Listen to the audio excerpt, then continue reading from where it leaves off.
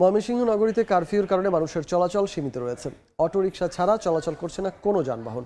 বন্ধ রয়েছে দোকানপাট, মোড়ে মোড়ে রয়েছে আইন শৃঙ্খলা বাহিনীর অবস্থান। বিস্তারিত জানিয়েছেন উবায়দুল হক।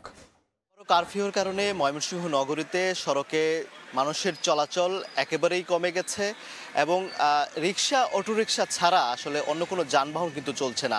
ঢাকাগামী সহ যে দূরপাল্লার বাসগুলো রয়েছে সেগুলো বন্ধ রয়েছে সকল দোকানপাটও।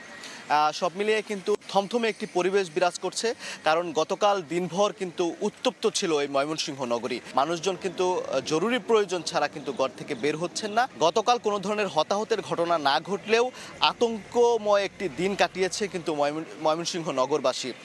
তবে আজকে আইনশৃঙ্খলা রক্ষাকারী বাহিনী শহর নিয়ন্ত্রণে রেখেছেন। মোড়ে মোড়ে কিন্তু তাদের যে অবস্থান সেটি জোরদার রেখেছেন এবং তাদের যে টহল সেটি কিন্তু জোরদার রয়েছে।